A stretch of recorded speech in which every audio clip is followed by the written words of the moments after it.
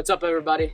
My name's Christian. I'm one of the high school students here at The Point, and I just want to say thank you guys for just tuning in this week. If you're new here, welcome. You've caught us in the middle of the lesson, The Good Life. I don't know about you guys, but this quarantine has been very tough for me. Justin asked me this question: what's one thing that you've missed during quarantine? I'd love to see what you guys think. One thing that I've missed probably the most is like human interaction. Being here at home by myself, it kind of gets to you. It's a struggle to get down the stairs. It takes a lot of energy, a lot of motivation. I've talked to my dog a lot. If you want to keep connected with us, with the Collision, the youth group, all you have to do is go to Instagram. There's a lot of updates, a lot of things going on the Instagram app that you can check it out, especially the Point app. We tell you every week we mention the Point app, and some of you guys still don't download it. Download the Point app. It has everything you could possibly want to know about the church, especially the youth ministry. Justin has told me that there's a phase coming up where we're thinking about returning to the Point some way or another. The details are soon to come, but just know that we're getting closer and closer to being able to be with each other on Wednesday nights again. I hope you guys are ready for week 4. Make sure if you don't have any notes, I've been taking notes every week. It's very useful. It helps you get stuff out of the message so you don't forget it as soon as you hear it. I'm Christian. Peace out.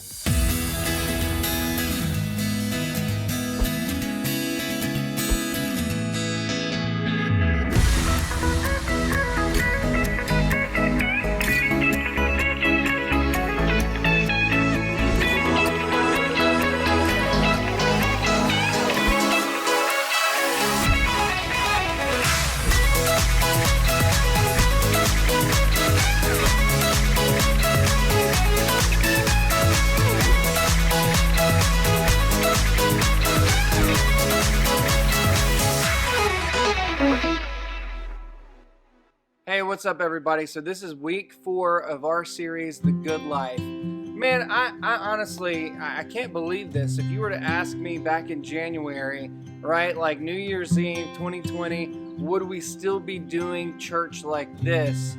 I would say no. So this is kind of hard for me, and man, I'm ready to see y'all. I want to hang out. I want to get together, and we're going to talk about that in the days to come. So just get excited, get ready. Things are going to start happening. I hope and I pray. So be praying about it. All right. So this is week 4 of The Good Life. And just to kind of recap the last few weeks, we started on week 1, and it was all about seeking wisdom. If you want the good life, man, you need to seek wisdom. And we're not talking about your best friend's wisdom. No, we're talking about God's wisdom, and that's found in this book. And so that's the first step to living the good life. Now, week 2, we talked about having a good reputation, right? You can't just live the good life. And when we say the good life, we're not talking about the high life. We're not talking about the life that you see on Instagram or TikTok or whatever else. We're talking about the good life, the life that God has for us. And so if you want to do that, if you want to live that good life, your reputation is so important. What you do matters. And not just today, but there's a ripple effect. The decisions, the choices that we make has a lasting impact, so your reputation matters. Now, here's the week 3. Man, make the most of today, or another way you can look at it is live like today matters. Man, those choices matter. Don't just put things off and say, oh, I'll get to that one day. Or don't say, you know what, I'm gonna live kind of how I want to. If you're in middle school, and say, well, in high school, maybe I'll get more serious about God. Well, no, what happens is, then you become a high school student. You say, well, you know, when I get to college, then maybe I'll get more serious about my relationship with God and read this. And then when you get to college, you just continue to put that off. No, start today. Make the most of it today. All right, so now we jump into week 4, and this is all about, and I'll be honest with you guys, I'm going to whisper a little bit and get closer. This one is probably like my Achilles heel. This one is hard for me. It's been hard for me since I was younger. But it's pursuing patience. Pursuing patience. I mean, you can ask my kids, you can ask my wife, especially during quarantine. Like there's just times where I'm not patient, and my fuse is way shorter, and I'm just like, would you just stop? You know, like I get there, and I gotta work on that every single day. It's not just like you do it one day and you're good to go. But to have the good life that God has for us, man, we've got to pursue patience in our life. And that's the hard thing, but I think all of us want the good life. And so I'm going to assume that. I'm going to assume that we all want the good life. And so here we go. How do we pursue this patience? Well, I don't know about you, but we all probably have many different examples of how we've had to experience patience. Some of you, if you were a part of this last week, you know the last couple of weeks we've been doing these giveaways. We're going to do another big giveaway tonight, and so we are going to ramp it up a little bit. Yes, we want you to be here and say hey. If you haven't said hey, if you haven't told us who you are, man, tell us in the live chat so that we can, well, one, we want to connect with you, and two, if you want to win this prize, I'll tell you what it is later. But then you got to come to the Zoom meeting. We want you to come to the Zoom meeting. But now we're going to ramp it up a little bit more. We want to go a little bit deeper. We want you guys to interact a little bit more. I've got a couple of questions I'm going to ask you, and it revolves around this idea of waiting. But you've got to answer these questions if you want the prize. All right. So here we go. Here's the first one. It has to do with waiting. So, if you were given the choice, would you rather wait in line? And we're talking about big lines. We're not talking about 1 or 2 people. Let's say it's like 50 people. Would you rather wait in that line to get food or the line to go to the bathroom? 50 people. The line to get food or the line to go to the bathroom? I love food, so I'd much rather wait in that line because I'm all about food. I mean, I know if you got to go to the bathroom, you got to go to the bathroom. I guess it depends on like the situation of the bathroom. You know, what did I eat before? But that's kind of the first one. All right, here's the next one. So you guys go ahead and answer. Here's the next one. Would you rather be waiting for that Amazon package that you ordered, or would you rather be waiting for that Netflix season to air, whatever that next favorite season is for you, whatever that show is? Yeah, is it the Netflix or is it your package? You know, your Amazon, whatever that thing is. And so for me, that one's a little bit harder. There's some Netflix shows that I really like, but then there's some old stuff like The Office that is just like I repeat and repeat and repeat. And I don't really have to wait on that. So waiting is this difficult thing. It is so incredibly hard. Some of us, maybe we have more patience than others, but we all deal with it in one way, shape, or another. And so we're going to dive into the scripture and hear what King Solomon had to say about being patient. Okay, so this is Proverbs 19:11. And again, this is King Solomon.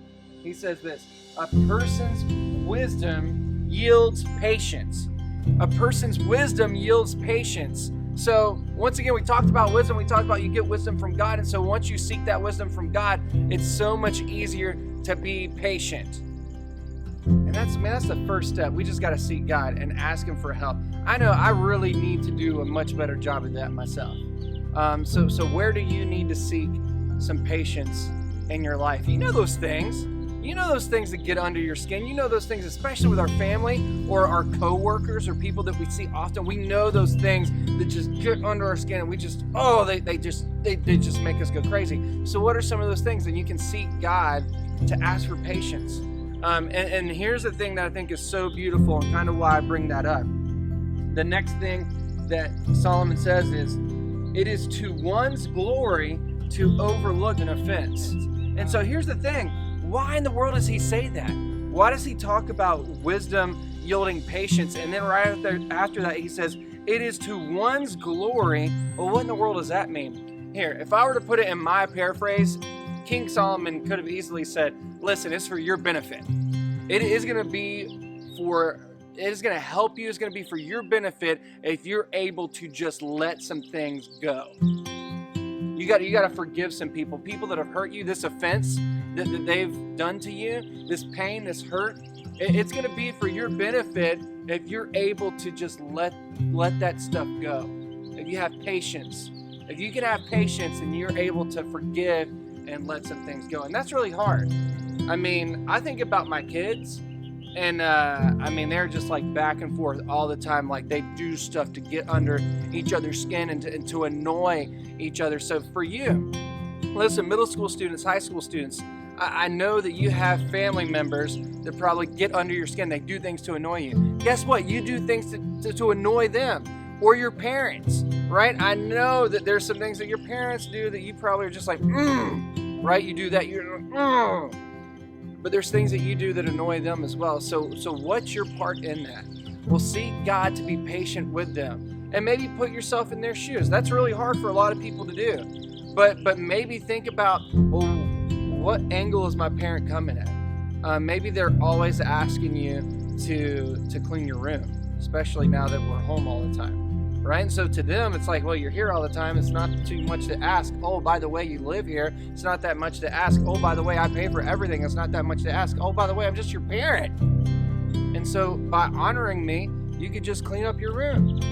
But for some young people, it's just kind of like, oh, I don't want to do that. I don't feel like doing that, or I don't know what that reasoning may be for you.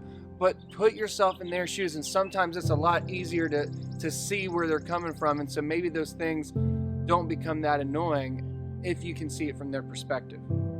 And so I wanted to walk with you and show you this is a little project for me right now. This is my patience, and this started as something small. If any of you guys know, this is what we call the Wallace Vineyard.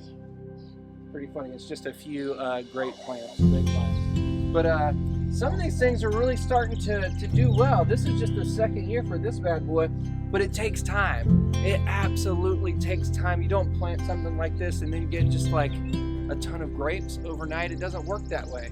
And so the fruit in your life may take some time, but seeking God and trusting in Him and going after and pursuing, that's the big thing, is pursuing patience. You're not just going to lay back and be like, all right, patience happen. No, you got to pursue it.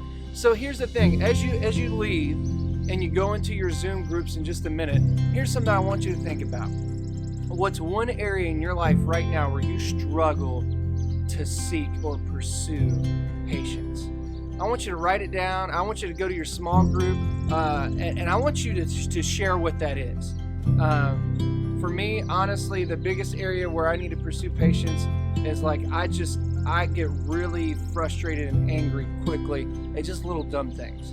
Little dumb things. That's where I struggle the most right now. Little small things. Big things can happen, and like I trust God. I was in a country. I was in Guatemala. I lost my passport day one. I went all over the country without it, had no idea. And then it's like we're about to go home and I didn't have one. And it's like, oh, I'm going to be stuck here. And I was like, man, God's got it. My team was even freaking out. But I was like, man, God's got it. But like if I'm working on the sink or something and a screw falls and I'm trying to like screw it in, I'm like, that is the end of the world. Like I just can't do this anymore. Right? And it's like, what? But that's my flaw. That's where I need to pursue patience, is those little things that get at me, the little bitty things. So go into your group, talk about that stuff, and we'll see you soon.